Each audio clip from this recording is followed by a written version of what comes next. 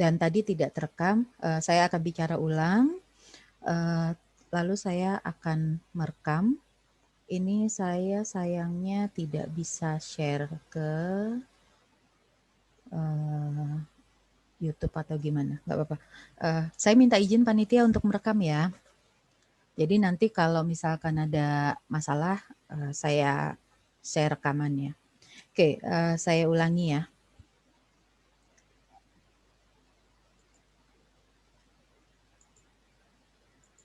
Oke, saya ulang dari awal. Oke, nah, slideshow.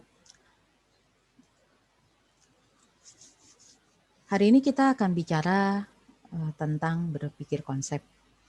Nah, kenapa kemudian konsep itu menjadi penting? Saya kasih ilustrasi terlebih dahulu. Ketika kita mahasiswa umumnya ya, sekarang kan lebih banyak PJJ gitu ya, terus kemudian tugas juga dilakukan secara online. Seringkali kita diminta untuk buat paparan gitu ya, kita pakai PowerPoint atau materi presentasi lainnya. Nah, ini saya kasih contoh tentang menulis judul aja ya. Gitu. Pada saat menulis judul, seringkali kita sudah memikirkan kan, kita mau judul yang seperti apa, fontnya atau bentuk hurufnya yang bagaimana, posisinya di mana, apakah di atas, di tengah, atau di bagian bawah. Kita ketika melakukan ini, secara otomatis kita berpikir judul yang seperti apa sih yang akan banyak menarik perhatian orang, gitu. Posisi yang di mana sih yang akan membuat orang itu melihat terlebih dahulu, gitu ya. Terus membaca dengan jelas, gitu.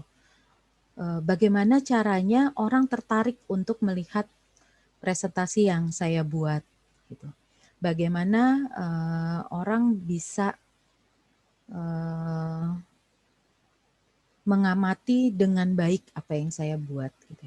Ini hal yang sederhana seperti itu saja. Seringkali kita menghabiskan waktu lama untuk mengerjakannya. Gitu. Nah, salah satu contoh, kebetulan karena 2 semester terakhir ini kita PJJ, interaksinya kan lebih banyak online ya. Salah satu media pembelajaran yang saya gunakan adalah Google Presentation. Nah, di media ini biasanya saya akan melemparkan satu topik dan saya minta mahasiswa satu kelas untuk bekerja di satu dokumen yang sama. Nah, kejadiannya di awal gitu ya, sebelum mahasiswa masuk ke substansi atau isi dari pekerjaan yang seharusnya dilakukan, mereka biasanya akan asik otak-atik dengan tampilannya dulu gitu. Mereka akan memilih background, mereka akan memilih huruf, memilih warna, bahkan ada yang sampai berulang kali mengubah halamannya dia, sampai akhirnya mengubah halaman temannya juga gitu ya. Fokus pada bagaimana caranya supaya halaman saya terlihat menarik gitu. Bagaimana caranya supaya halaman saya beda dengan yang lain gitu.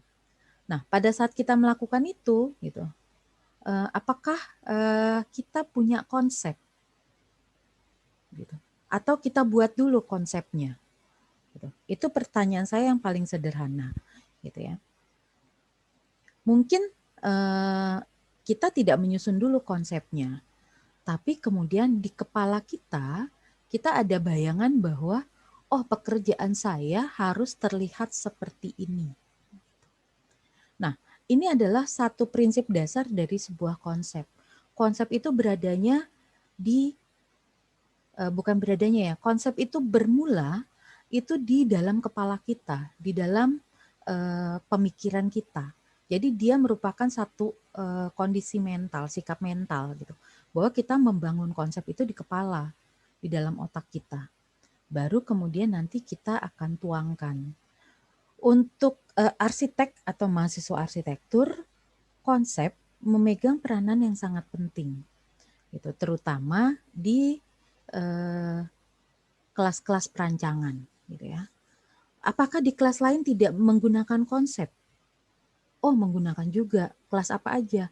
Contohnya kalau yang mahasiswa semester awal gitu ya. kan ada kelas rupa dasar. Rupa dasar itu apa ya? Estetika bentuk gitu ya. Ada kelas estetika bentuk, terus kemudian ada kelas struktur nanti gitu. Terus ada kelas utilitas bangunan gitu ya.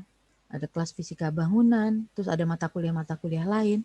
Nah, di arsitektur itu semua kegiatan yang hasil akhirnya berupa rancangan itu pasti membutuhkan konsep. Nah, sekarang kita masuk dulu ke pemahaman. Konsep itu apa sih? Ya kan? Kan tak kenal maka tak sayang, ya kan? Jadi kita mesti kenalan dulu konsep itu apa. Nah, secara arti kata, konsep itu sederhana pemahamannya. Seperti ini aja gitu ya. Konsep itu adalah ide awal. Jadi ide yang pertama kali muncul atau pertama kali kita tetapkan akan kita gunakan di dalam proses merancangnya kita. Nah, si ide awal ini juga diartikan sebagai pendekatan dalam merancang, gitu ya. Jadi di dalam arsitektur konsep itu adalah pendekatan dalam merancang. Secara lebih panjang, gitu ya. Jadi di sini dijelaskan bahwa konsep di dalam arsitektur itu bicara tentang ide, gitu ya. Ide, niat, atau inspirasi yang akan kita gunakan untuk membangun dasar dari proyek rancangannya kita, gitu. Proyek rancangannya kita harus dimulai dari sebuah ide awal. Kita nggak bisa tahu-tahu bangunannya jadi gitu ya, nggak bisa, nggak pernah ada kayak gitu. Selalu ada proses gitu. Selalu ada proses, ada ide awal dulu. Ide awal ini yang kemudian dikembangkan menjadi dasar dari rancangan kita. Terus kemudian, oke.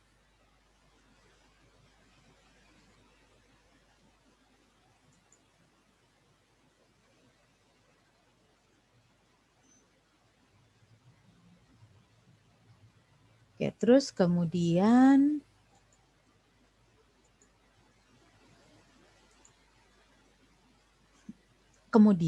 ketika bicara konsep, konsep itu harusnya gitu ya, dapat menjawab semua pertanyaan yang kita ajukan di awal pada saat kita hendak merancang.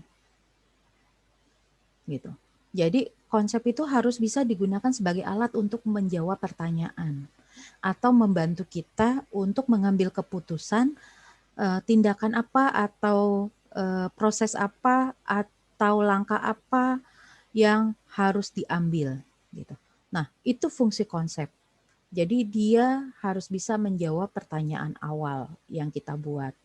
Terus kemudian dia harus bisa membantu kita mengambil keputusan. Pada saat tugas akhir gitu ya, pada saat mahasiswa arsitektur berada di proses tugas akhir itu biasanya dimulai dengan mencari tahu ada masalah apa yang harus diselesaikan. Gitu. Biasanya kan begitu, gitu ya.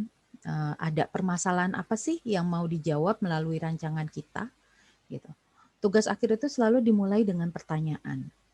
Nah, ketika kita punya pertanyaan, pertanyaan itu kan akan kita jawab, gitu. Kita jawab sampai keluar hasil rancangan yang baik. Nah, disitulah konsep dibutuhkan, gitu.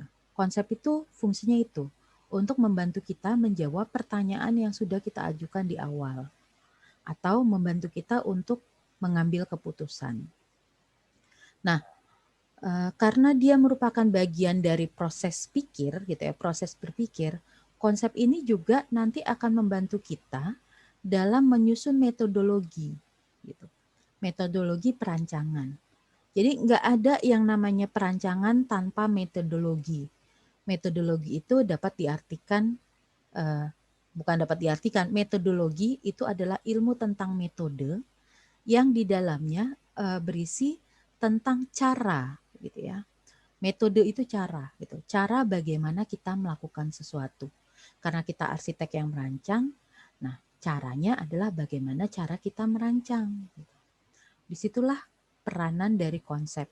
Jadi antara konsep dan metodologi atau metode ini ada proses yang tidak terputus. Oke, saya ambil ilustrasi yang sederhana seperti ini. Yang namanya manusia, minum itu salah satu kebutuhan pokok kan. Kita sebentar-sebentar haus. Ini saya sambil menunggu tadi ini sampai sudah 1 gelas habis minum saya. Saya tidak menyediakan lebih. Manusia butuh minum. Saya kebetulan pakai mug, pakai gelas ya, pakai mug. Terus kemudian mug ada pegangannya. Tapi ada gelas yang tidak ada pegangannya kan. Oke, saya kasih ilustrasi ada 3 gambar. Orang minum langsung di sungai. Ketika kita anak muda sering camping lah ya, gitu. Ketika kita camping gitu, camping itu apa ya? Naik gunung, berkemah gitu. Seringkali kan kalau kita haus ada yang oh ya minum aja langsung dari mata air di sungai, airnya bersih kok gitu ya. Langsung. Terus kemudian karena nggak punya alat apa-apa, ya udah pakai tangan gini. Minum pakai tangan. Bisa kan menampung gitu ya. Tapi terus kemudian yang namanya manusia pemikirannya berkembang kan gitu. Bagaimana caranya supaya minumnya lebih puas? Kalau pakai tangan kan sedikit ya, terus kemudian airnya seringkali nanti menetes dari sela-sela jari atau sela-sela tangan gitu.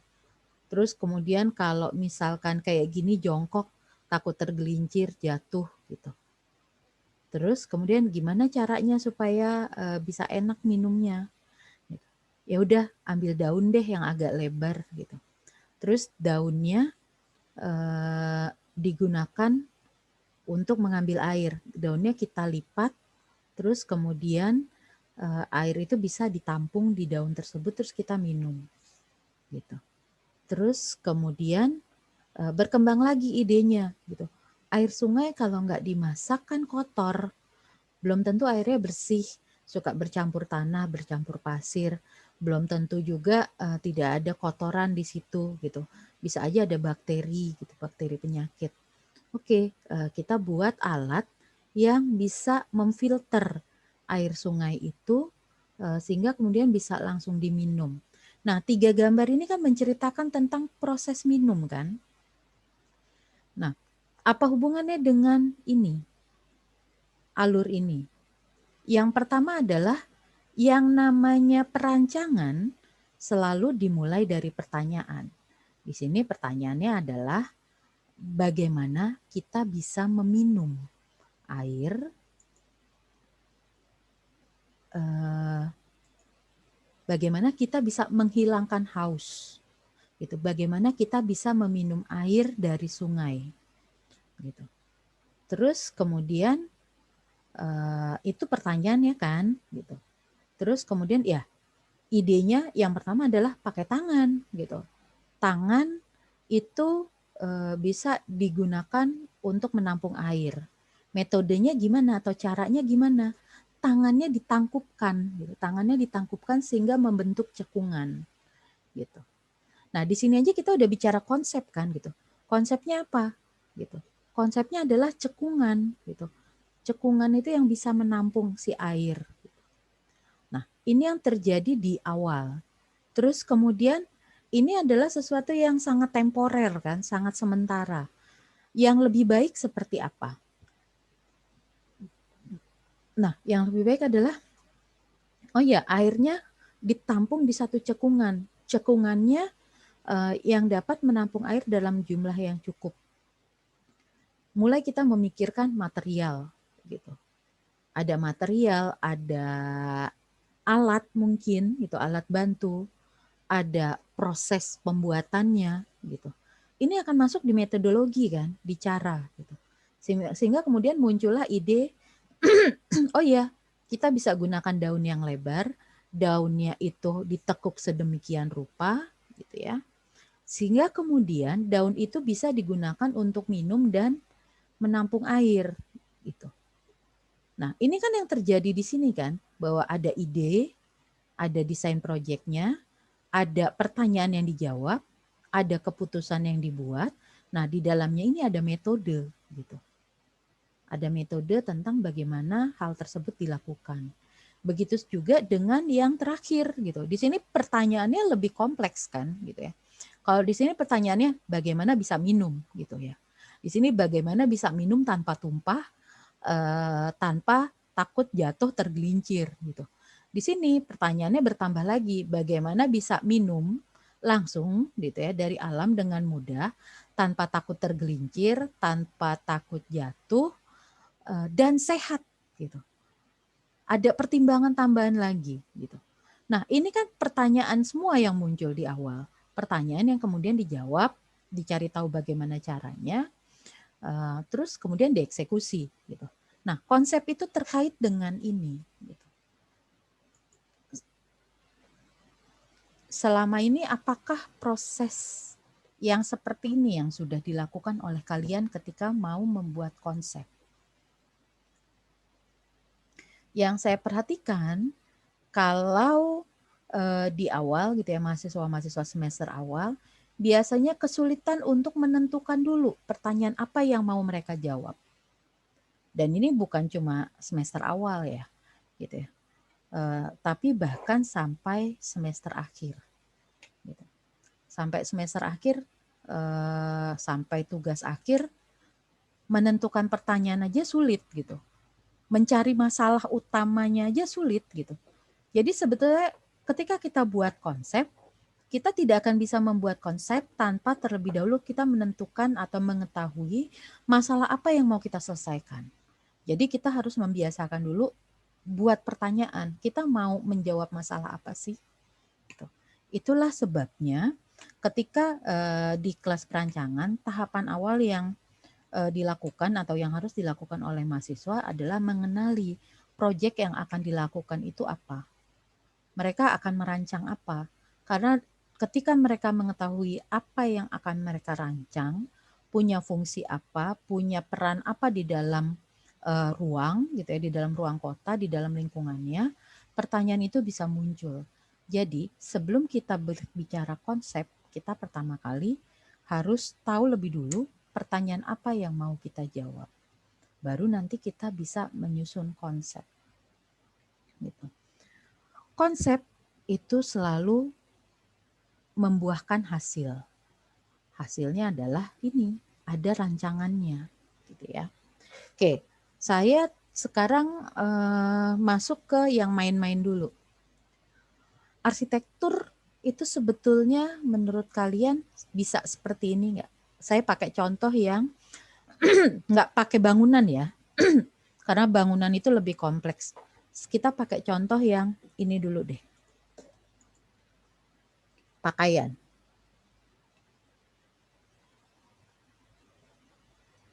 Nah, kita setiap hari pakai pakaian nggak sih? Ada nggak sih yang kalian keluar rumah nggak pakai baju gitu, berkeliaran ke kampus nggak pakai baju gitu? Kita keluar kamar aja gitu. Kan kalau kamar kan ruang ya.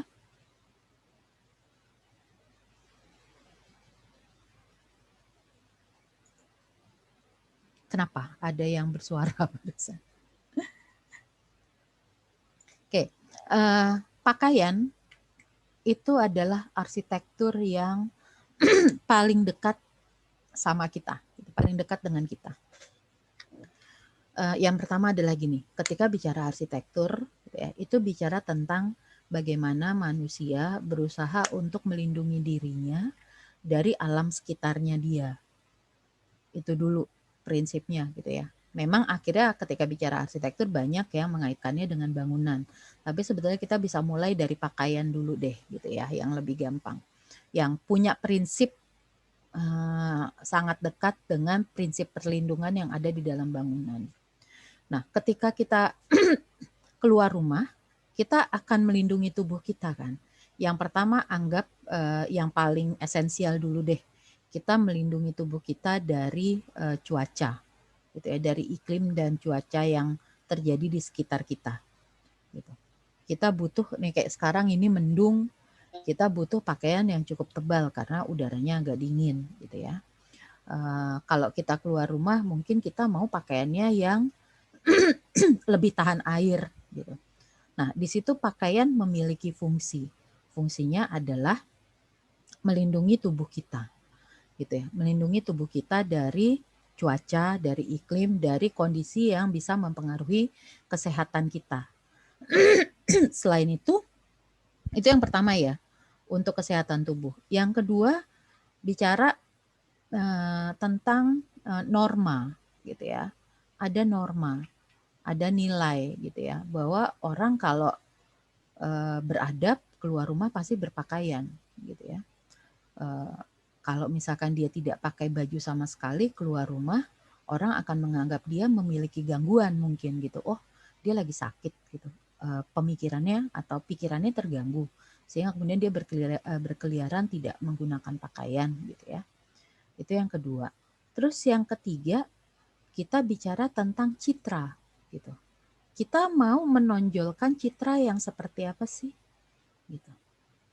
Kita mau dilihat orang sebagai apa? Ini aja punya gaya pakaian yang berbeda kan? Gaya pakaian yang berbeda. Nah, kita mau dilihat seperti apa? Apakah mau dilihat seperti yang oh ini bohemian atau ini yang street chic atau ini yang classy gitu ya. Ini yang edgy gitu ya. Kita mau punya citra yang seperti itu. Nah, terus selanjutnya fashion ternyata pakaian itu berubah gitu. Ini saya lihat kasih lihat ada perubahan gaya. Tadinya sangat banyak menggunakan kain, hiasan, sampai kemudian muncul gaya-gaya pakaian yang lebih sederhana, lebih simpel. Nah, masing-masing perubahan ini sebetulnya menjelaskan perubahan zamannya dan struktur sosial masyarakatnya. Gitu. Jadi ada perubahan-perubahan yang seperti itu.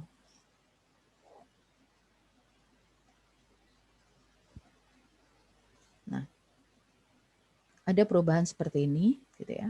Pakaiannya ada yang tadinya bertumpuk-tumpuk, bersusun, terus jadi lebih sederhana. Gitu. Nah, ini ceritanya panjang ini, gitu. Soal pakaian aja. Kenapa pakaiannya seperti ini?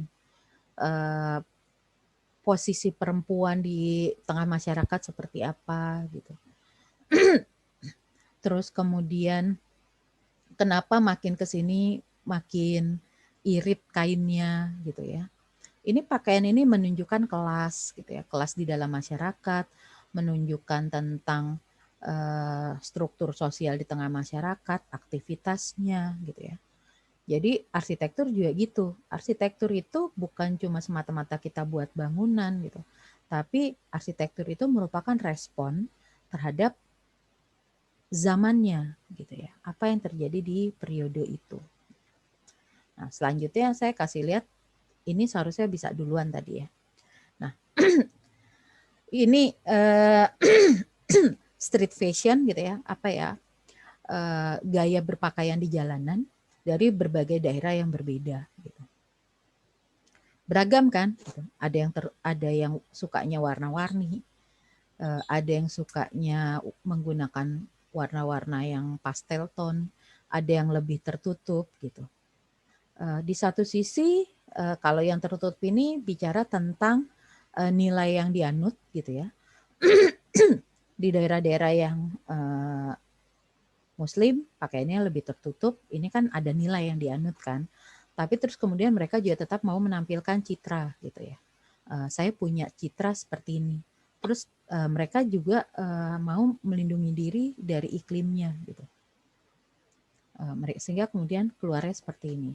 Sama juga dengan yang di daerah lain gitu ya. Bajunya pendek tapi pakai kaos kakinya panjang karena tetap aja dingin di sana. Pakai stocking, pakai legging gitu. Tetap aja gitu ya. Ada cuaca dan iklim yang mereka mau berlindung dari hal tersebut gitu. Jadi kita melihat bahwa ada keragaman dan masing-masing mereka punya konsep yang berbeda gitu ya.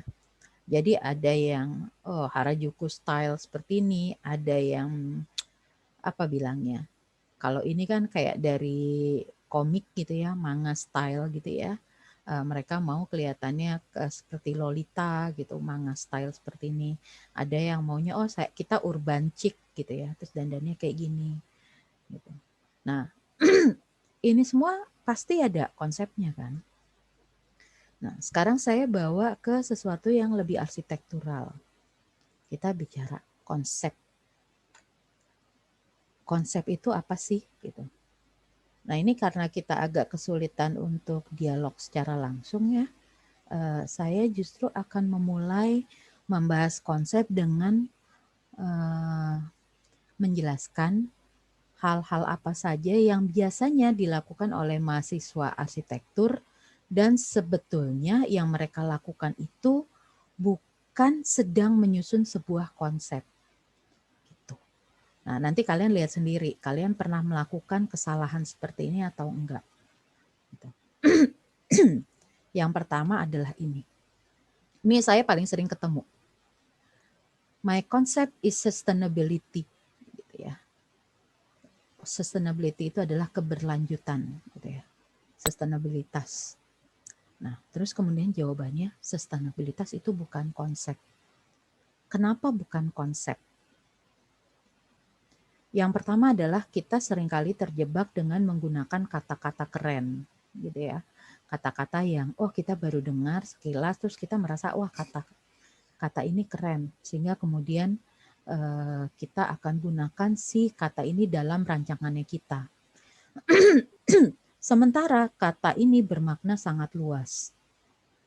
Jadi tadi balik ke ide awal ya, ketika bicara konsep seharusnya konsep itu menuntun kita pada metode dan kemampuan untuk membantu menjawab pertanyaan yang kita ajukan. Jadi yang pertama adalah ketika bicara konsep, ini saya jelasin dulu aja ya, baru nanti saya simpulin ya. Yang pertama adalah ini, kita seringkali menggunakan kata-kata keren, tapi kata-kata kerennya ini memiliki makna yang sangat luas gitu. Ketika kita bicara sustainabilitas atau keberlanjutan itu bukan cuma terjadi di arsitektur gitu. Ilmu lingkungan ada sustainabilitas. Kayaknya setiap bidang ilmu sekarang ini menggunakan istilah ini sustainabilitas. Bahkan sampai industri pun pakai sustainabilitas. Jadi ini adalah istilah yang sangat umum.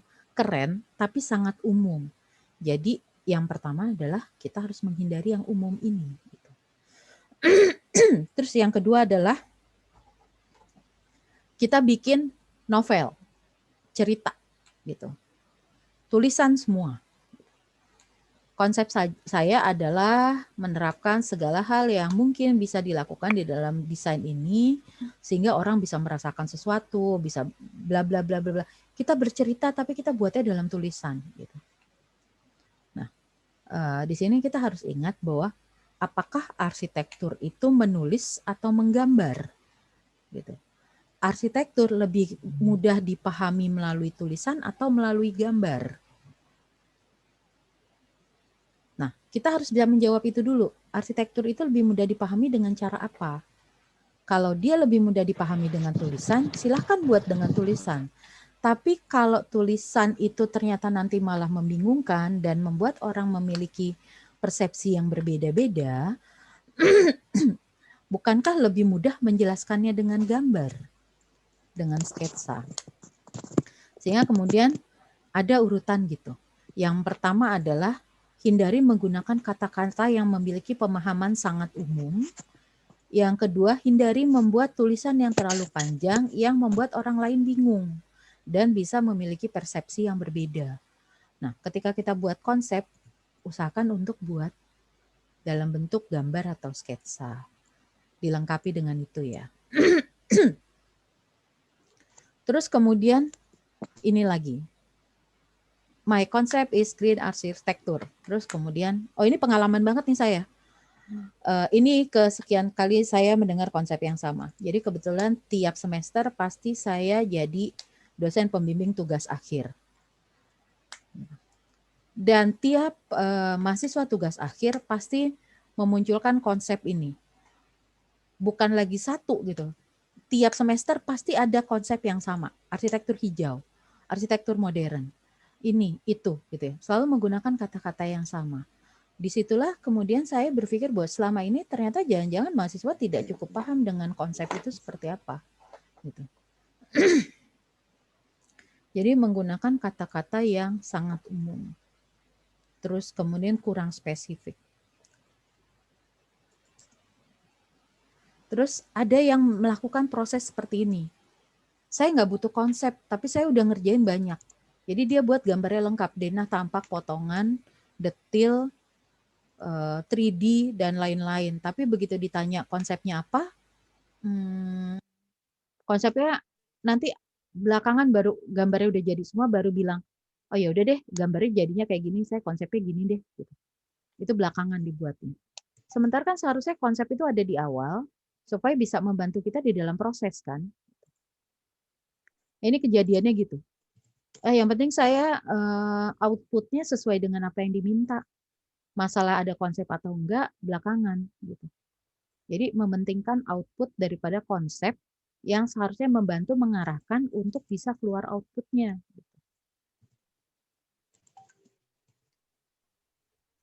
Nah ini juga, ini udah lebih spesifik gitu. My concept is human body. Gitu. So what with human body? Gitu ya.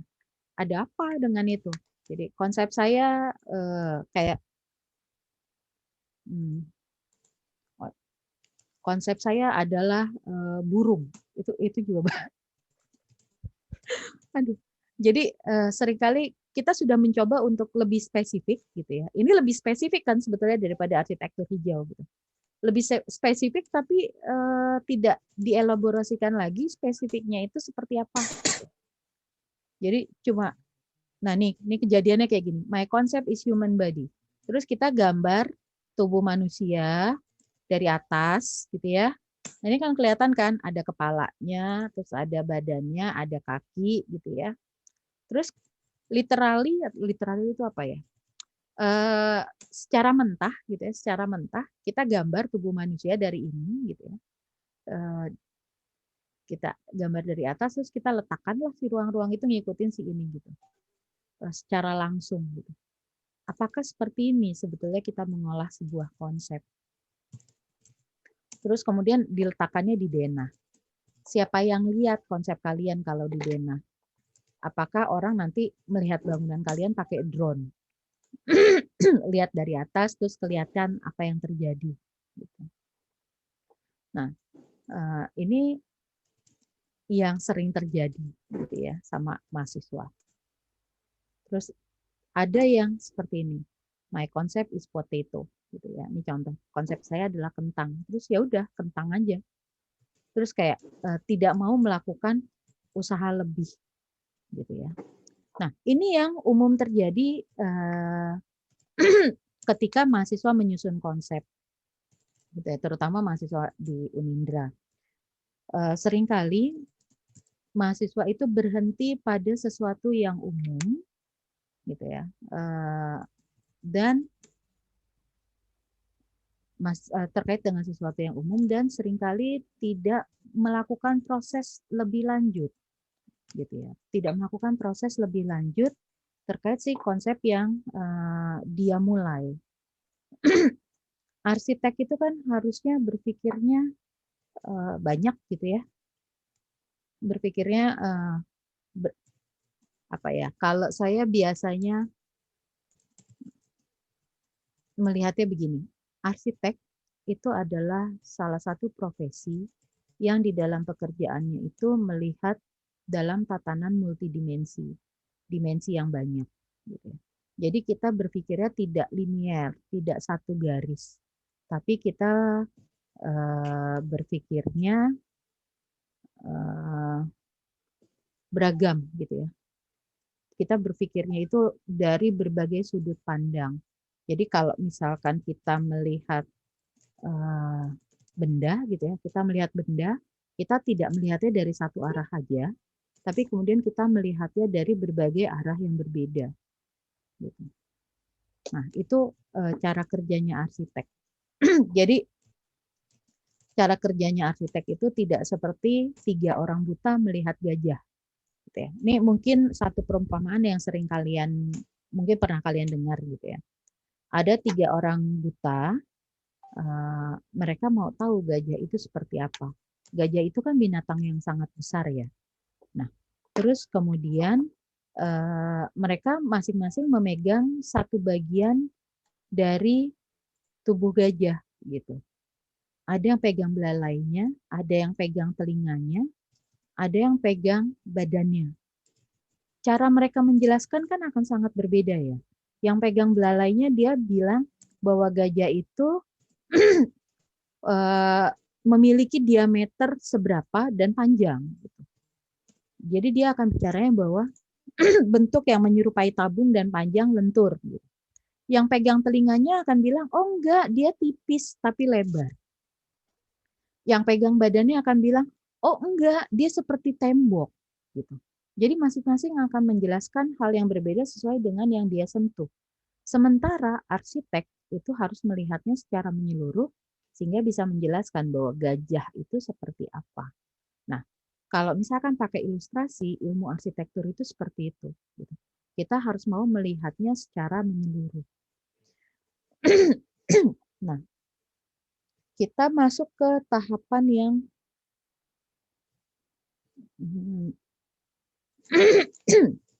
konsep itu bisa diperoleh dengan melihatnya secara apa sih.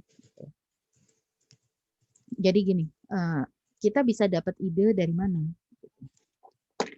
Nah, ada orang yang bilang bahwa konsep itu bisa diperoleh dari mengamati fungsi, gitu, fungsi bangunannya. Ada yang dari mengamati materialnya. Ada yang bicara tentang konteks, gitu ya, konteks. Konteks itu kalau di dalam arsitektur selalu terkait dengan lingkungan, dengan lokasi di mana bangunan itu akan dibuat. Terus ada yang konseptual. Jadi ini benar-benar berangkatnya dari satu pemikiran tertentu, gitu ya. Terus kemudian ada yang formal. Formal ini mengikuti tatanan tertentu atau bisa juga berangkatnya dari kata form, bentuk. Jadi ada bentuk tertentu yang hendak dicapai. Terus ada yang kolaboratif menggabungkan ini semua antara fungsi, material, konteks, konseptual dan bentuk, gitu ya. Dan ini seringkali terjadi. Nah, ini yang dinamakan dengan kolaboratif, gitu, menggabungkan antara hal-hal lain, termasuk juga bidang keilmuan lain. Ada yang filosofikal, ada yang berdasarkan filosofi tertentu. Nah, seringkali kan manusia itu erat dengan simbol ya. Ketika kita merancang, ada bangunan-bangunan tertentu yang membutuhkan penonjolan simbol-simbol. Nah, di situ kita bisa menggunakan pendekatan filosofikal. Nah, ini sebetulnya kan ketika bicara konsep, ternyata banyak caranya, gitu ya. Banyak caranya untuk mencapai sebetulnya banyak cara yang bisa digunakan untuk mencapai si konsep itu. Gitu. Nah, selanjutnya saya pakai contoh. Contohnya nggak banyak, dikit. Oke. Ada yang tahu ini apa? Ada yang tahu ini apa?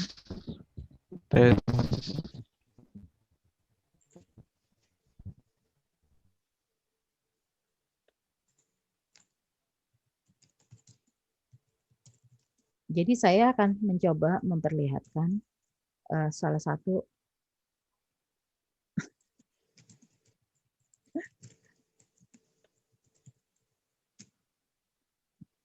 ini saya nggak tahu ya. Oke, yang taruh. Oke, yang taruh.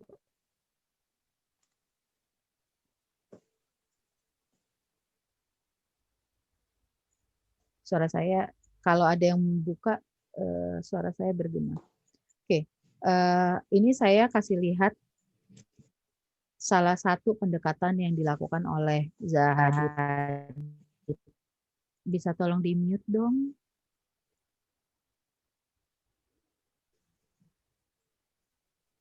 Karena suara saya feedback kalau ada yang buka.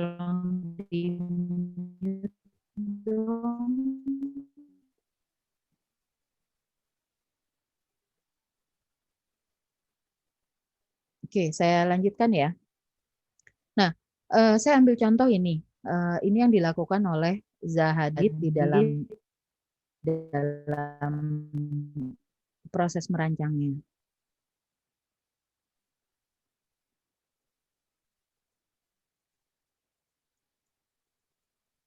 Dalam proses merancangnya, Zahadid itu beberapa kali menggunakan konsep fraktal. Fraktal itu sebetulnya satu ilmu di dalam matematika yang terkait dengan geometri. Gitu ya. Fraktal itu bicara tentang pengulangan geometri pengulangan bentuk geometri yang banyak muncul di alam. Nah ini contohnya kan kayak gini ya. Maaf dong, masih ada yang ini nggak? Kok saya feedback ya?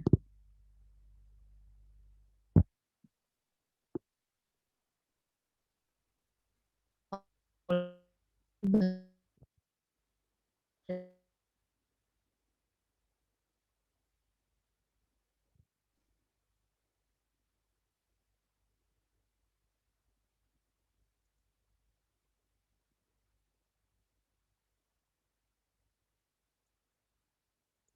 saya lanjutkan. Nah, ini fraktal itu bicara ada pengulangan bentuk. Gitu ya. Dan di alam itu seringkali terjadinya seperti itu. Contohnya kalau kalian perhatikan daun. Nah, tulang-tulang daun itu memiliki bentuk yang mirip gitu ya. Jadi ada arah yang sama, terus kemudian ada serat-serat yang mengulang bentuk-bentuk tertentu. Contoh lainnya kayak sisik ikan. Sisik ikan, ikan itu kan sisiknya bentuknya hampir sama kan? Seluruh tubuhnya dipenuhi oleh sisik, cuma ukurannya yang berbeda. Ada yang kecil, ada yang besar gitu ya. Terus kemudian bulu gitu. Bulu burung begitu juga. Burung seluruh tubuhnya tertutup oleh bulu. Bulunya ada yang besar, ada yang halus, ada yang panjang, ada yang pendek gitu ya. Tergantung pada posisi dan fungsi dari si bulu itu. Tapi itu merupakan salah satu contoh fraktal. Nah, sekarang ini ketika bicara konsep, konsep itu misalkan kita mengambil konsep fraktal. Gitu. Konsep itu bisa muncul kalau misalkan ini konseptual ya akhirnya kalau bicara fraktal ini berarti konseptual. Konsep itu bisa muncul ketika kita mau misalkan mengambil dari satu bidang ilmu tertentu gitu ya.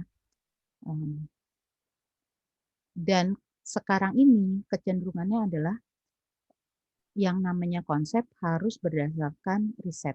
Gitu. Nah ini yang dilakukan oleh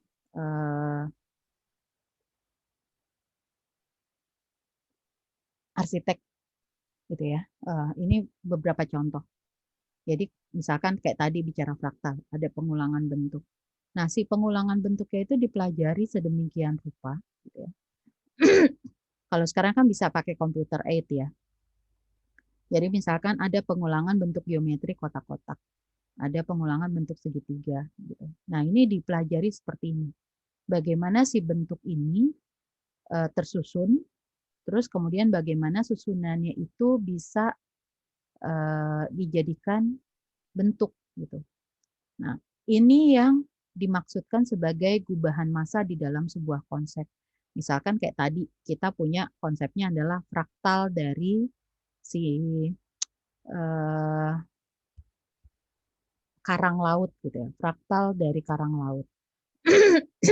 Fraktal dari ini, fraktal dari karang, kita lihat elemen terkecilnya atau bagaimana si karang itu tersusun, terus kemudian kita pelajari. Gitu. Karang itu tersusunnya caranya seperti apa sih? Kalau misalkan dia mau diubah menjadi bentuk arsitektural, dia bisa dibuat seperti apa? Gitu. Bisa dibuat seperti apa? Nah, ini adalah prosesnya. Baru kemudian kita bisa lihat, oh dari karang yang ini, gitu ya, bisa jadi bentuk yang seperti ini gitu. Nah, ini kan kita melakukan proses melipat, menekuk gitu ya, memotong gitu, memutar gitu. Ini ada proses yang seperti ini. Nah, terus kemudian contoh yang lain adalah kalau ini berangkatnya dari material. Ini yang dilakukan oleh Frank O'Gehry gitu ya, ketika merancang Guggenheim Museum di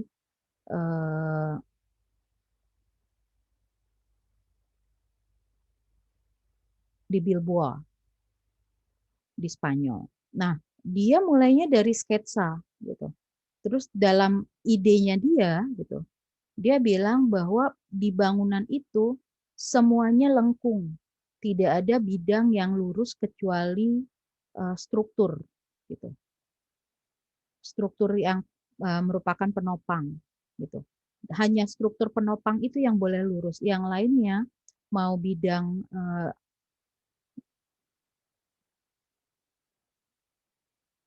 yang lain. Oh gini, dia bilangnya hanya bidang vertikal yang tempat orang berjalan gitu, tempat orang melakukan aktivitas, hanya itu yang boleh lurus gitu. Yang lainnya itu harus lengkung. Gitu. Nah, dia mulainya dengan membuat sketsa-sketsa seperti ini. Gitu. Membuat sketsa-sketsa seperti ini, dan ini yang kemudian dikembangkan. Aduh, saya lupa masukin bangunannya. Itu yang menjadi idenya dia. Jadi selalu mulainya dari sketsa. Gitu. Kita mulainya dengan satu kata, gitu ya. Satu kata untuk membantu kita apa ya, memberikan penekanan bahwa oh saya tidak akan berubah dari itu gitu ya konsepnya. Terus kita mulai dengan sketsa gitu. Pengolahannya bisa begini banyak. Ini adalah cara untuk membuat gubahan massa. Gitu. Saya nggak perlu jelasin satu-satu ya, banyak. Ini nanti bisa saya bagikan gitu ya. Tapi kemudian ini gitu. Seringkali kan kalian mulainya oke, saya seringkali yang terjadi biasanya kalian gubahan massa itu tidak melalui satu proses gitu ya. Tapi langsung kotak, kotak, kotak udah gitu. Sementara ini ada proses yang seperti ini. Banyak gitu. Bagaimana kita menyikapi si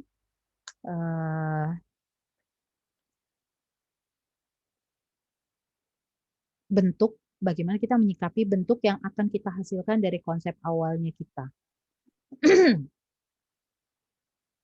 Ini juga, ini yang lebih sederhana dari ini. Gitu. Jadi ketika mau buat arsitektur, dibilangnya pakai arsitek bingo gitu ya.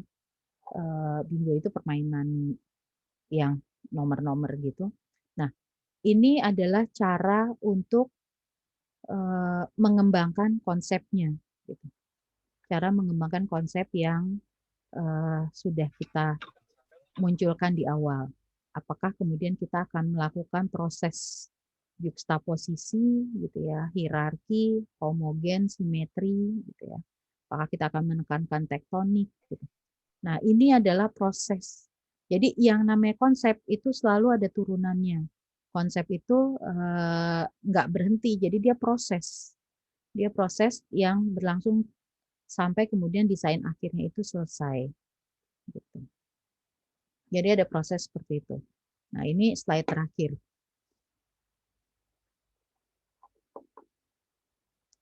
Ini sebetulnya yang paling banyak kalian pelajari di kelas teori perancangan gitu ya. Bahwa ketika bicara konsep itu selalu ada terkait dengan desain arsitektural. Dia ada hierarkinya. Terus kemudian ada tipe dari konsep. Nah, konsep di dalam desain arsitektur selalu bermulai dari ide gitu ya. Terus kemudian ada dikembangkan si idenya itu. Terus kemudian ada skenario gitu ya.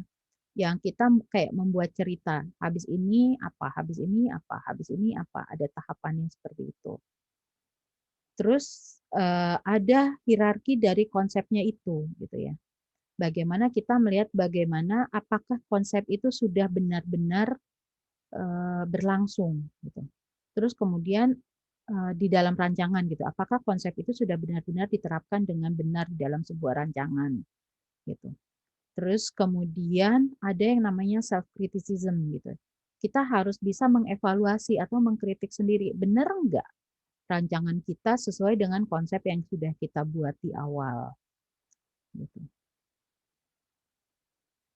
Nah, ini yang type of concept ini yang biasa dipakai, maksudnya yang biasa kalian pelajari di kelas.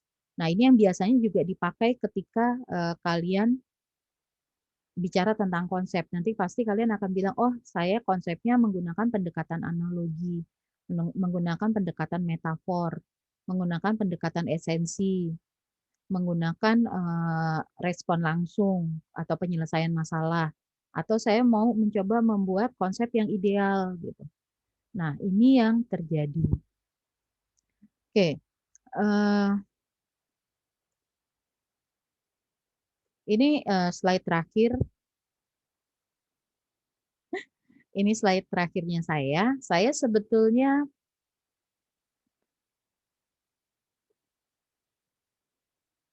berharapnya lebih hari ini lebih semacam diskusi ya. Karena masing-masing yang namanya konsep yang pertama harus selalu ingat konsep itu atau rancangan itu selalu merupakan wicked problem. Wicked problem itu adalah masalah yang selalu berbeda dengan masalah yang lainnya. Tidak ada bangunan yang masalahnya sama. Sama juga kayak manusia. Manusia itu tiap orang nggak punya masalah yang sama. Pasti masalahnya beda-beda. Kedengerannya sama, tapi belum tentu sama betul. Pasti ada komponen yang akan membuatnya berbeda. Nah, arsitektur itu begitu. Rancangan arsitektur itu begitu. Jadi tidak ada rancangan yang 100% sama. Rancangan itu bisa berbeda. Gitu ya. Bukan bisa berbeda, selalu berbeda satu sama lain. Pasti ada faktor pembedanya. Salah satu contohnya adalah lokasi. Lokasi udah pasti beda. Nah, di situ konteksnya pasti beda. Ada yang namanya kontekstual. Konteksnya itu pasti beda. Sehingga kemudian kalau masalahnya beda, berarti konsep itu harus selalu berbeda antara bangunan yang satu dengan bangunan yang lain. Kalau kalian ketemu atau melakukan konsep yang sama dengan yang sudah dilakukan oleh orang lain, berarti kalian tidak berusaha menjawab permasalahan dari rancangan kalian tersebut. Gitu. Itu prinsip sederhana dari konsep. Oke, saya tahu sebagian besar dari kalian memiliki hambatan untuk mendengarkan ini atau melihat ini, tapi kemudian buat yang tidak memiliki masalah, saya rasa kita bisa mulai diskusinya ya. Oke, waktunya saya kembalikan ke moderator.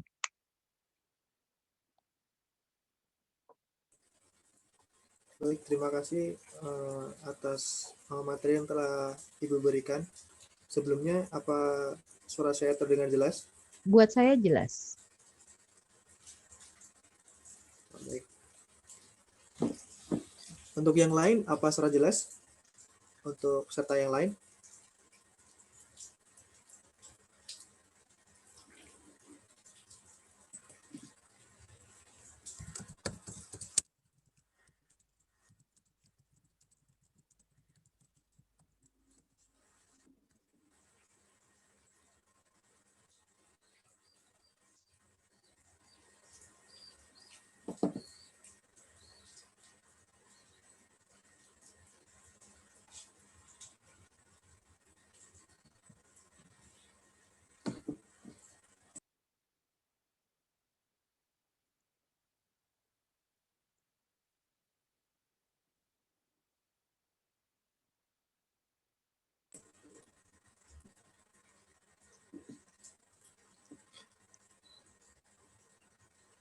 Berhubung sebagian tidak mendengar suara saya, bagaimana jika apabila ada pertanyaan kita lempar ke kolom chat Bisa nggak, Bu?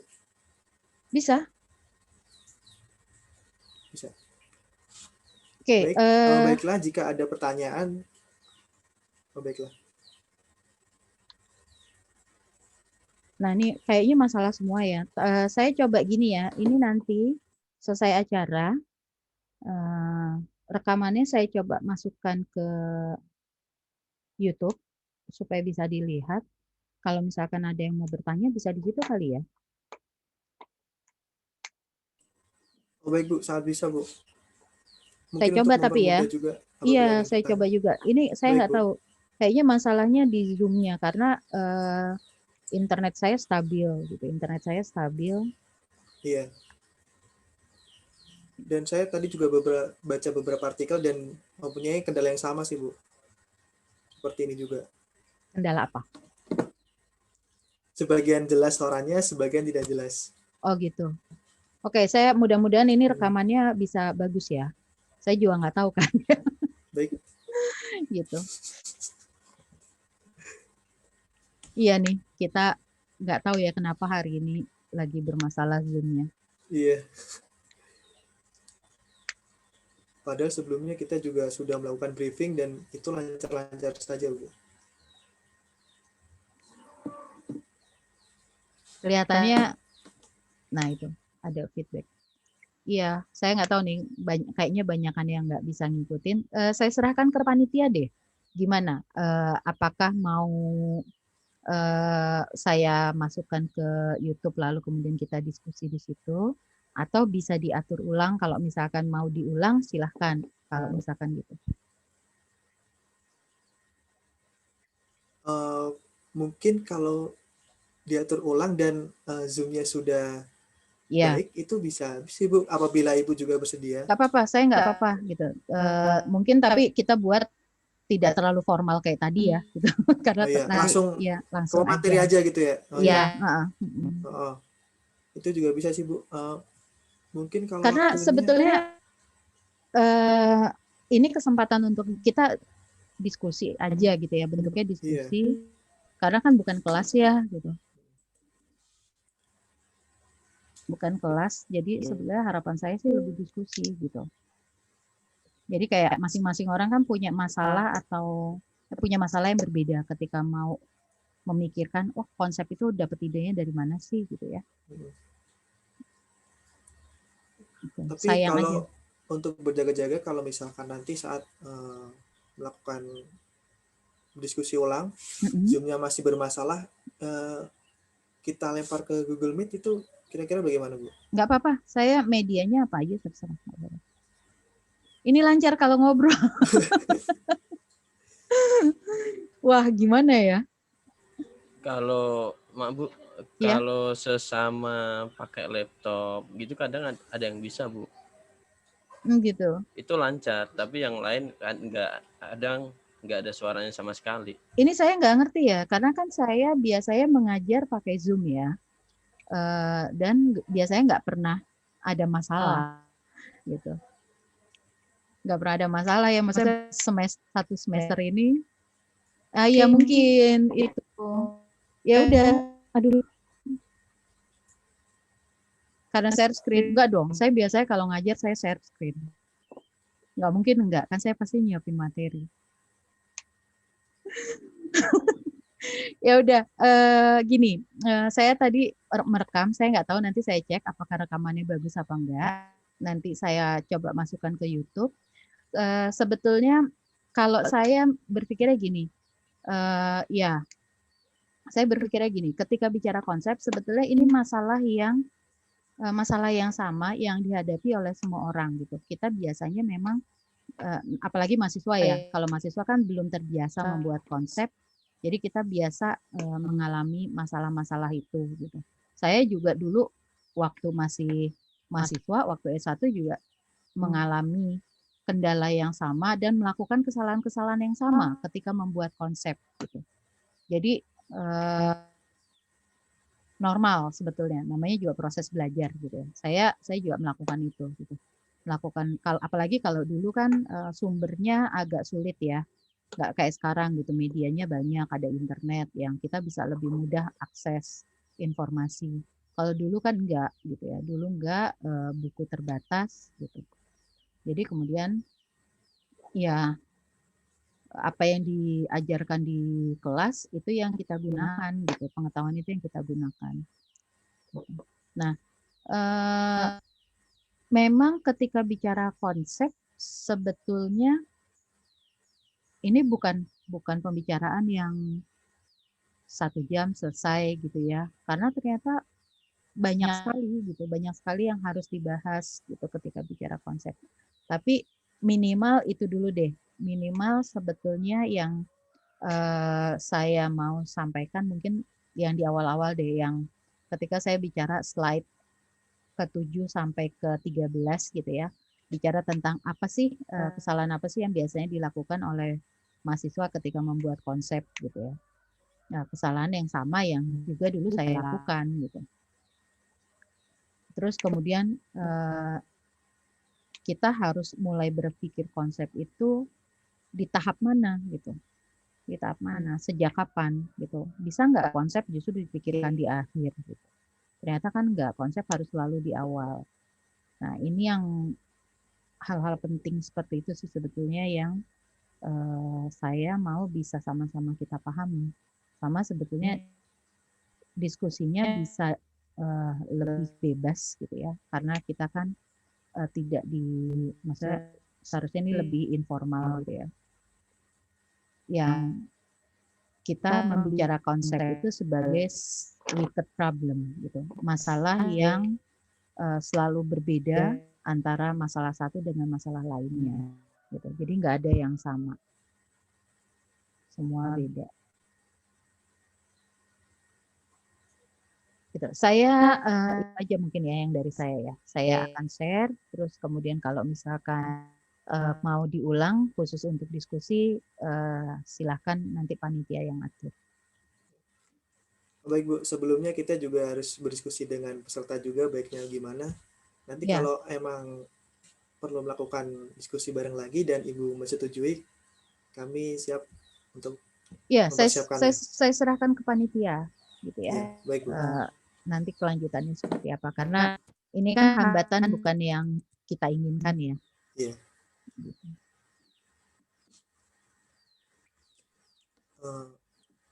Ada yang perlu disampaikan lagi Bu mungkin? Enggak, saya udah tinggal siapa kalau misalkan ada yang mau menanggapi yang kebetulan tadi bisa dengar dengan cukup baik, mau menanggapi, kan saya serahkan ke moderator. Oh iya, baik. Mungkin ada pertanyaan yang mungkin tadi bisa mendengar. Apabila tidak bisa berbicara juga bisa ditulis di kolom chat untuk pertanyaannya.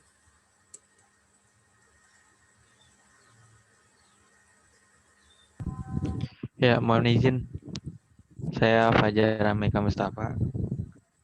Saya ingin bertanya, apakah jelas, Bu? Jelas, Fajar. Bang, ya. Saya pengen bertanya, ini untuk diri saya sendiri ya, karena saya kurangnya pengalaman dan tidak berani buat ngambil konsep yang terlalu ekstrim gitu, Bu. Gimana caranya kita bisa konsep tapi strukturnya itu, Bu, yang saya bingung, Bu. Oke. Nah, ini lagi nih. Ini masalah struktur. Itu aja, Bu. Masalah Terima kasih, banget. Bu. Ya. Mahasiswa rata-rata ketakutan dengan struktur. Gitu. Yang pertama adalah ketika membuat konsep, gitu ya. Tidak melulu kita harus buat konsep yang rumit. Konsep itu bisa sangat sederhana, gitu. Saya ambil contoh seperti ini. Misalkan kalian akan buat lapangan sepak bola, gitu ya. Lapangan sepak bola konsepnya seperti apa sih, gitu ya. Kita bisa mulai dengan membuat initial statement gitu atau statement awal. Kita mengenali dulu orang kalau main bola itu gimana, gitu. Kan orang kalau main bola kan ada gerakan-gerakannya kan, ada tackling, ada apa tuh? Ada yang passing bola gitu, ada yang ada passing, tackling, terus kemudian ada yang gerakan yang dia harus lompat, dia harus zigzag gitu ya, dia harus menghindar. Nah, kita bisa ambil konsep idenya itu dari gerakan orang bermain bola. gitu. Kalau misalkan, jadi ini kan tadi saya bilang bahwa ketika buat konsep ada yang akhirnya akan terkait dengan fungsi, ada yang terkait dengan material, ada yang terkait dengan konseptual gitu ya. Ketika bicara fungsi, lapangan sepak bola apakah bentuknya bisa beda-beda? Nggak bisa kan gitu. Lapangan sepak bola udah ada ukurannya berapa meter kali berapa meter. Mau di negara manapun lapangan sepak bola tetap sama gitu. Secara fungsi kita akan mengikuti standar lapangan yang sudah ditentukan oleh FIFA gitu ya. Dah, itu secara fungsi selesai. Nah, ketika kita bicara tentang form, tentang bentuk, ketika kita bicara tentang material gitu ya, tentang pengolahan material, kita bisa mengambil ide, gitu ya, ide awalnya atau konsepnya kita dari hal yang sederhana. Contohnya adalah dari bagaimana pemain bola itu bergerak gitu, atau pemain bola itu mengatur komposisi strateginya. Jadi kalau orang main bola kan ada yang kayak 4-4-2 gitu kan strateginya, atau ada yang 3-4-3 gitu ya. Enggak, 4-4-2, 3-4-3, bener ya? Ya 3-4-3 plus kiper 1. 3-3, Bu. Ada yang gitu. Jadi kan ada kayak gitu kan gitu. Nah, kita bisa dari situ idenya gitu kan ya. Jadi ide itu bisa justru sangat sederhana, tapi ketika kita memilih ide tersebut, kita harus memilih ide yang kita bisa membayangkannya secara 3 dimensi gitu. Jadi contohnya gitu ya, kalau misalkan kalian bicaranya tentang tackling gitu. Tackling kebayang nggak sih orang kalau tackling gimana? Bisa digambar nggak tackling?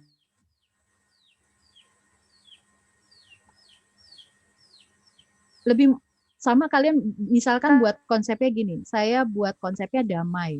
Bagaimana cara kalian menggambar damai? Gitu. Bandingkan dengan kalian buat konsepnya tackling gitu. Bagaimana kalian bisa membuat gambar dari si tackling itu gitu. Jadi ide itu bisa sangat sederhana. Terus kemudian pertanyaan lanjutannya adalah bagaimana dengan strukturnya gitu ya. Nah, ini kendala. Biasanya mahasiswa suka takut dengan struktur. Dan ini saya pahami betul gitu. Takut dengan struktur karena memang kita belum terbiasa dengan membuat struktur yang aneh-aneh atau rumit-rumit gitu. Pengetahuan struktur kita terbatas dengan apa yang diajarkan di kelas. Tapi saya akan mengutip satu pernyataan yang dibuat oleh Arup Associate di Inggris. Ini adalah biro konsultan struktur. Dia bilang, arsitek, kamu mau rancang-rancang aja. Dia malah nantang gitu. Arsitek rancang apapun yang kamu mau, kami yang akan siapkan strukturnya. Gitu. Jadi sebetulnya jangan takut dengan struktur. Bagaimana caranya kita bisa tahu bangunan kita bisa dibangun atau enggak? Caranya adalah buatlah model. Ini yang biasanya mahasiswa suka males bikin. Gitu. Membuat model. Model itu kayak semacam market studi. Jadi kalau misalkan kita punya ide gitu ya, kita punya ide, kita mau tahu ide kita itu bisa dijadikan bangunan atau tidak. Kalau gambar kan 2 dimensi ya, gambar 2 dimensi kita agak sulit untuk melihat keterbangunannya. Buatlah maket, terus kemudian pilih material yang menurut kalian sangat sesuai dengan ide yang ada di kepala kalian. Jadi kalau misalkan kalian butuh materialnya yang elastis untuk misalkan struktur tenda, pilih material yang memang bisa mengikuti karakteristik dari material tenda. Gitu. Kalau misalkan mau cangkang, pilih material yang bisa mengikuti si karakteristik cangkang. Gitu. Nah di situ nanti baru kalian lihat, selama market kalian bisa terbentuk, tidak rubuh, gitu ya, berarti bangunan itu bisa dibuat. Prinsipnya itu. Gitu. Jadi coba aja buat maket. Kalau maketnya bisa jadi, berarti bangunannya bisa jadi. Tinggal nanti dipikirkan penopangnya ada di titik mana saja. Itulah makanya kemudian teknologinya berkembang. Sekarang kan ada ini ya, ada computer aided gitu ya, computer aided application gitu ya. Nah, itu adalah aplikasi-aplikasi yang membantu arsitek untuk membuat istilah kalau kata Fajar, membuat fungsi yang aneh-aneh, membuat bentuk yang aneh-aneh gitu kan atau konsep yang aneh-aneh, tapi kemudian yakin bisa terbangun gitu. Itu ada teknologinya sekarang. Itulah sebabnya kenapa kalau kalian perhatikan rancangannya kayak Zaha Hadid gitu ya, arsitek Daniel Libeskind gitu ya. Mereka menggunakan bentuk yang aneh-aneh itu gitu. Karena mereka sudah melakukan simulasi dengan si komputer ini, si computer aided system ini. Gitu. Cukup jelas nggak, Fajar? Cukup menjawab, Bu. Oke, selanjutnya dari Savana Alawiyah. Bagaimana cara mengaitkan atau mencari benang merah antara konsep dan tema rancangan? Oke, yang pertama adalah tema rancangan itu muncul di awal. Tema rancangan itu muncul lebih dulu dari konsep, gitu ya. Jadi tema sifatnya lebih umum, general, dan itu harus berlangsung dari awal proses perencanaan sampai dengan perancangan. Kalau konsep ini bicara tentang ide awal yang akan kita tuangkan ke dalam rancangan, itu bedanya. Jadi kalau misalkan menggunakan tema arsitektur hijau, itu adalah tema. Itu boleh, siapa aja boleh berulang pakai tema itu. Tema saya adalah sustainability, sustainabilitas, atau tema saya adalah arsitektur hijau. Kenapa saya memilih tema tersebut gitu? Karena bangunan saya bangunan yang akan menjadi bangunan publik yang hemat energi, hemat maintenance, hemat pemeliharaan, gitu ya. Terus kemudian murah. Gitu. Ini adalah ide awal ketika kita merancang. Ketika kita sudah menentukan tema seperti ini yang akan kita pakai untuk memilih mulai dari nanti konsep rancangannya sampai ke material yang akan digunakan sampai ke sistem yang akan diterapkan di bangunannya kita. Itu adalah fungsi dari sebuah tema. Sementara konsep ini akan terkait dengan tampilan bangunannya itu. Gitu. Jadi kalau misalkan kalian sudah milih gitu ya, tema saya adalah arsitektur hijau. Konsepnya pilih pendekatan dari arsitektur hijau itu, gitu. Berarti harus baca. Gitu. Arsitektur hijau itu memang punya beberapa turunan, gitu ya. Jadi ketika bicara arsitektur hijau, kalau misalkan kalian cari literaturnya, nanti arsitektur hijau itu akan bilang bahwa untuk bisa menjalankan arsitektur hijau ada beberapa pendekatan yang bisa dilakukan gitu ya. Bisa misalkan dengan mengamati alam gitu, bisa dengan biomimikri misalkan gitu. Oke, saya pakai contoh dengan biomimikri deh gitu kan ya. Dengan biomimikri atau misalkan saya bisa pakai contoh tentang respon gitu ya, respon terhadap alam gitu. Alam berarti kan ada matahari kalau di Indonesia ya, matahari, terus kemudian hujan gitu. Nah, terus kita masuk ke konsep kan ya. Oke, saya udah pakai arsitektur hijau. Saya akan pakai turunannya dari arsitektur hijau itu biomimikri. Terus kemudian konsepnya apa gitu. Kalian tahu kayak misalkan tanaman putri malu gitu. Tanaman putri malu disenggol ketutup kan gitu ya. Atau misalkan kayak bunga matahari. Bunga matahari itu dia bergerak terus loh. Dia ngikutin, makanya namanya bunga matahari karena dia bunganya itu begitu mekar dia akan mengikuti arah matahari gitu. Nah, di situ kan itu ide kan ya. Nah, itu konsep gitu. Jadi kayak bagaimana mencari benang merah? Ya kalian harus lihat urutannya itu. Kalau ininya tentang arsitektur hijau, kalian cari turunan dari arsitektur hijau. Gitu. Yang terkait dengan itu. Jadi berpikirnya lurus gitu ya, ada benang merahnya. Nah, kalau kayak gini cukup menjawab nggak, Savana?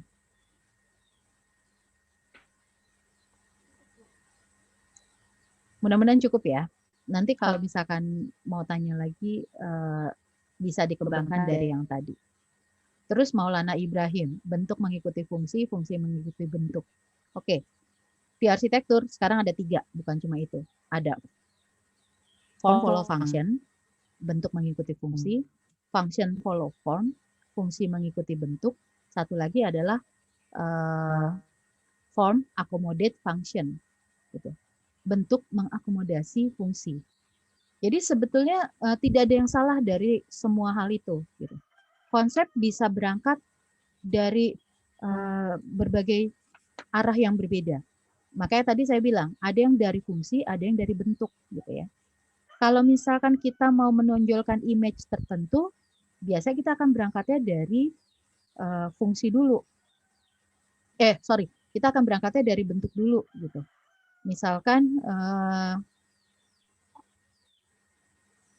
kalian mau menonjolkan, misalkan buat apa ya? Contohnya, misalkan mau buat museum, mau buat museum luar angkasa gitu ya. Museum apa sih gitu ya? Museum tentang luar angkasa. Nah, begitu bicara tentang museum luar angkasa, atau misalkan kayak gini deh, Star Wars gitu ya. Star Wars tuh film ya. Star Wars. Terus kalian misalkan kolektor Star Wars mau minta buatkan bangunan. Star Wars-nya sendiri aja udah punya image yang kuat kan. Berarti kalian harus berangkatnya dari fungsi dulu atau bentuk dulu. Bagaimana kalian bisa menonjolkan bahwa oh ini tempat menyimpan koleksi memorabilia tentang Star Wars. Berarti kan dari bentuk dulu kan. Nah, konsepnya dari situ. Nah, lain halnya dengan bicara rumah sakit gitu. Rumah sakit itu yang diutamakan bentuk dulu atau fungsi dulu. Rumah sakit itu kan harus ada urutan yang jelas ya gitu ya. Jadi kayak orang dari ruang gawat darurat ke ruang berikutnya itu harus seperti apa. Pasien itu harus jalannya gimana. Pasien yang akan menginap dengan pasien yang rawat jalan itu seperti apa gitu. Bagaimana caranya supaya mereka nggak crossing? Bagaimana caranya supaya orang yang lagi emergensi nggak harus berputar-putar gitu. Ini kan masalah hidup mati kalau di rumah sakit gitu. Masalah hidup mati berarti fungsi duluan kan. Gitu. Nah, konsepnya itu akhirnya mulainya dari fungsi dulu. Gitu. Jadi nggak ada yang salah dengan itu. Gitu. Bebas-bebas saja. Tapi kalian yang harus bisa menilai bangunan kalian, konsepnya harus dari bentuk atau harus dari fungsi. Gitu. Tergantung pada kebutuhan. Semua itu tergantung pada kebutuhan.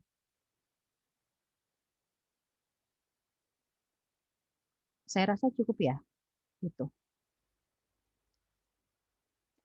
Yang lainnya, silakan moderator saya kembalikan. Baik, terima kasih.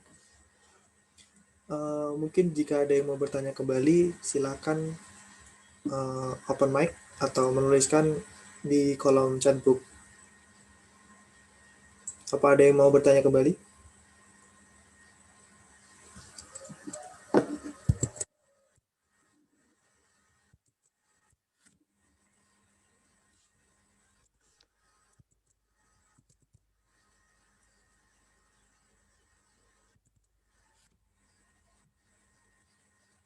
Mungkin sudah tidak ada pertanyaan kembali, Bu. Oke. Baik. Saya mau tanya Bu, bentar. Oh ya, Silakan. baik, silakan.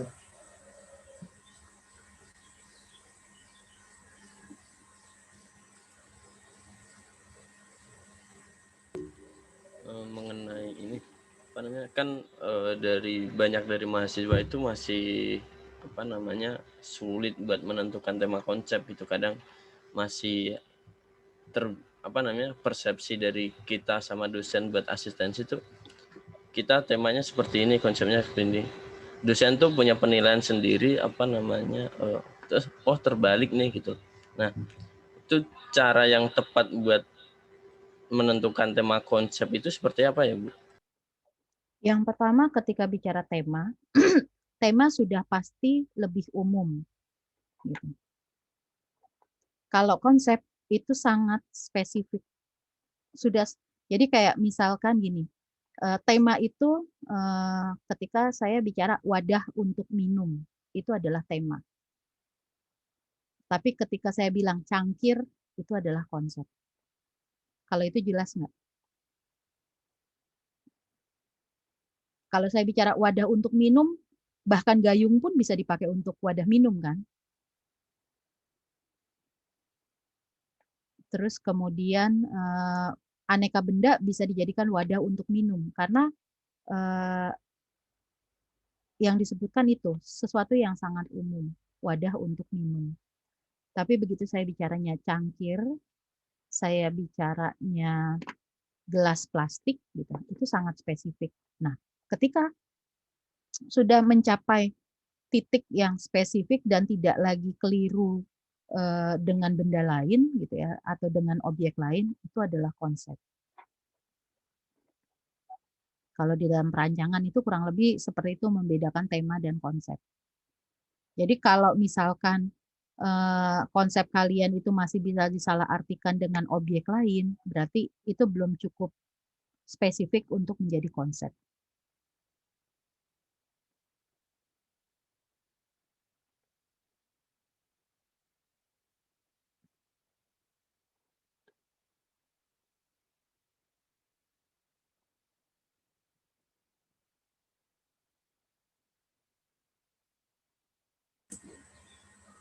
Untuk saudara Maskur, apa sudah jelas?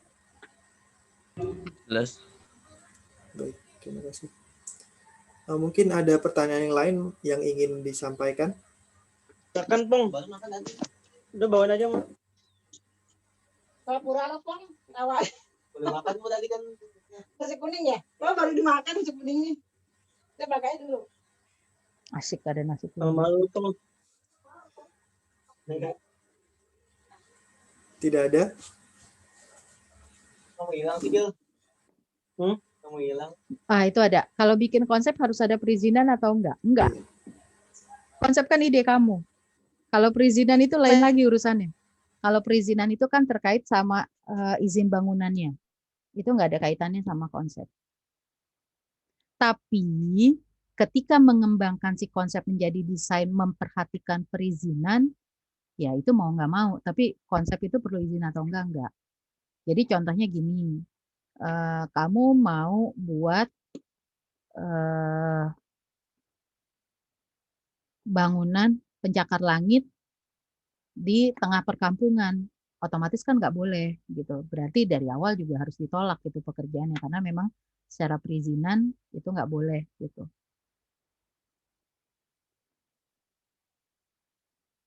Jadi gitu. Makanya di awal sebelum kita buat konsep rancangan kita harus cek gitu. Cek izin peraturan bangunan yang berlaku di daerah itu apa. Dari situ baru kita buat konsepnya.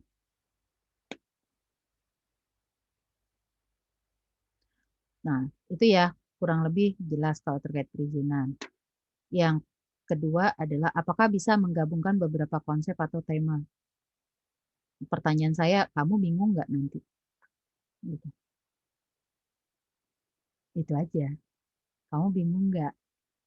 Kan tujuannya adalah ketika kita buat konsep, kita berusaha untuk menyelesaikan masalah. Gitu. Berarti kan sebetulnya sebaiknya kita pilih salah satu alternatif yang paling tepat. Gitu. Kalau misalkan punya macam-macam, gimana? Gitu. Nanti kita bingung sendiri. Tapi sebetulnya menggabungkan beberapa konsep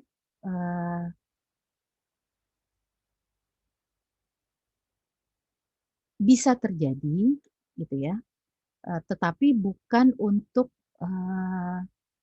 penyelesaian yang sama. Jadi misalkan untuk konsep bangunannya, bentuk bangunannya atau arsitekturalnya, kamu punya satu konsep sendiri.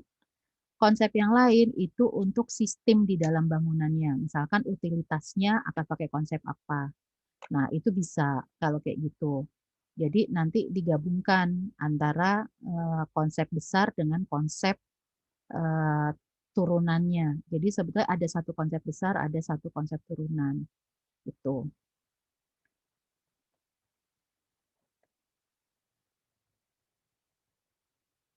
Terus kemudian dari Uji Kirono, apakah harus ketampilan bangunan? Konsep bisa melalui sifat ini.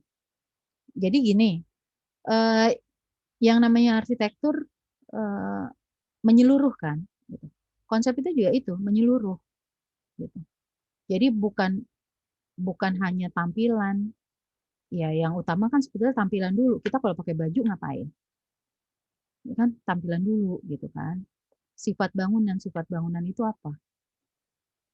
sifat bangunan ujung-ujungnya ketampilan juga. Jadi ada yang namanya philosophical gitu, berdasarkan filosofi tertentu gitu. Nah, itu saya bingung pertanyaannya, sifat bangunan itu apa? Kalau bangunan itu kan sebetulnya kaitannya yang pertama selalu terkait pada fungsi gitu. Ada fungsi yang ingin dipenuhi. Yang kedua adalah ada citra atau image yang ingin dikenali gitu. Jadi umumnya dua itu gitu. Sifat apa? Bangunan punya sifat apa? Manusia punya sifat. Tapi kalau bangunan gimana? Saya kurang paham gitu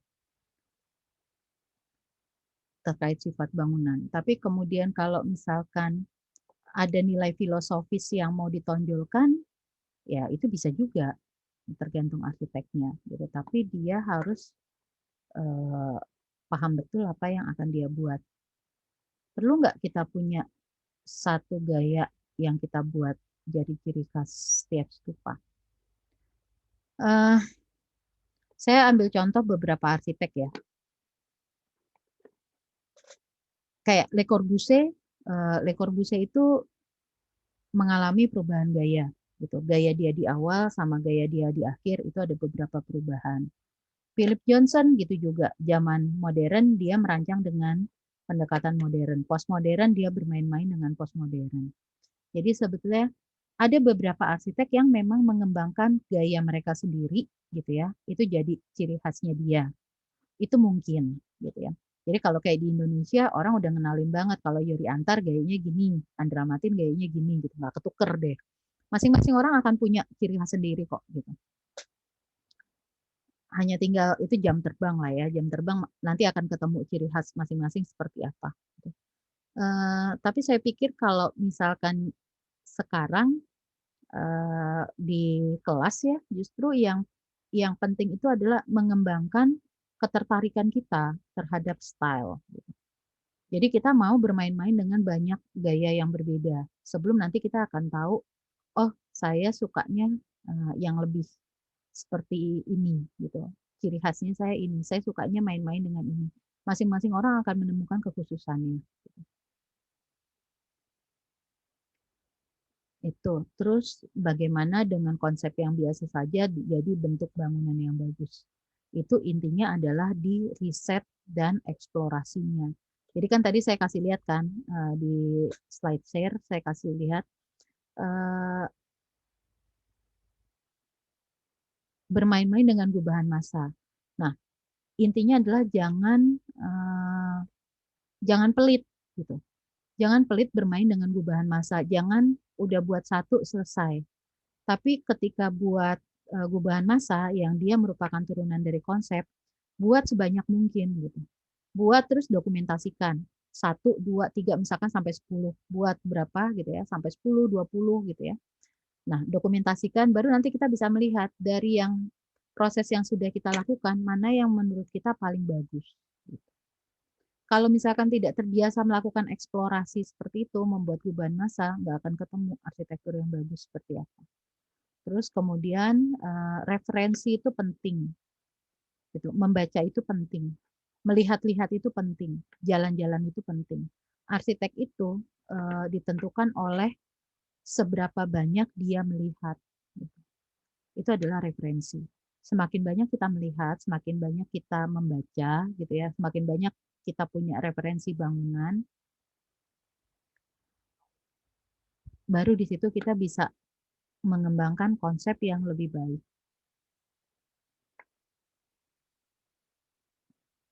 Susah-susah amat nanyanya.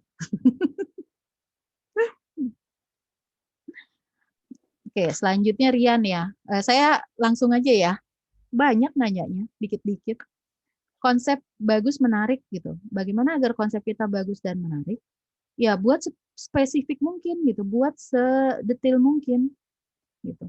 Sebetulnya gini, konsep itu hanya ide awal yang membantu. Yang lebih penting itu adalah di pengembangan konsepnya gitu. Jadi ada orang yang misalkan konsepnya adalah telur atau sarang burung. Kalian tahu kan yang sarang burung yang jadi gelanggang olahraga buat ini apa buat olimpiade yang di Cina itu kan idenya dari sarang burung gitu. Ya kalau misalkan lihat sarang burung biasa, ya lihat sarang burung di alamnya kita pasti bilang apa bagusnya ranting-ranting gitu. Tapi terus ketika kita jadi arsitek, kita buat gubahan masanya, sarang burung itu bisa diapain sih gitu. Ide awalnya memang dari sarang burung, tapi sarang burungnya diapain gitu.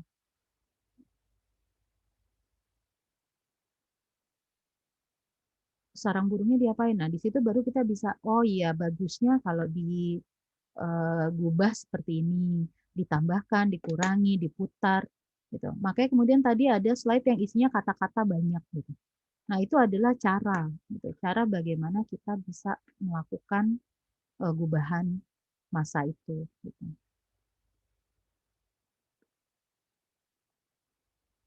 Enggak, saya jawab Zulfikar ya. Dalam perancangan green building.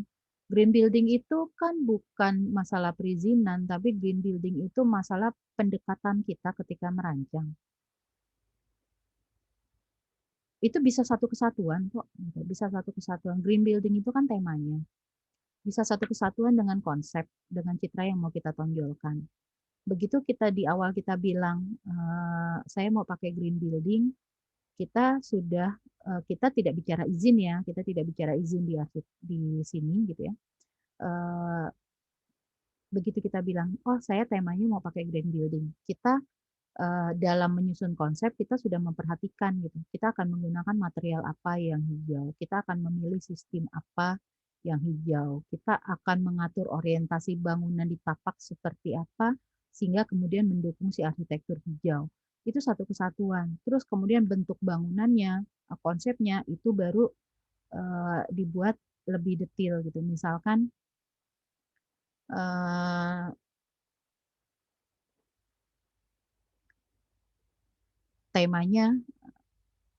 temanya adalah si arsitektur hijau, terus kemudian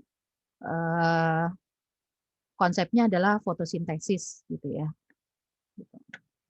Nah, fotosintesisnya itu yang kemudian nanti harus kita tonjolkan menjadi citra bangunan sehingga kemudian memperkuat tema arsitektur hijau itu. Gitu.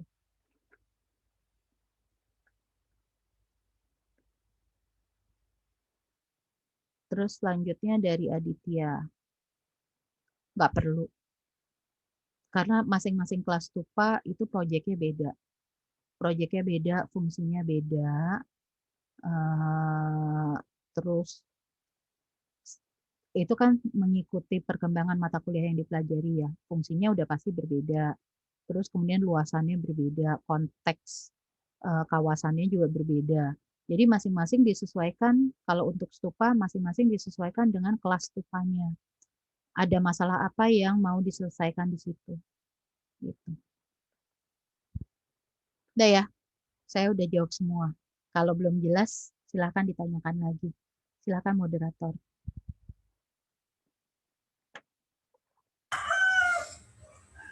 Baik, terima kasih untuk yang sudah bertanya dan untuk moderator dan untuk narasumber.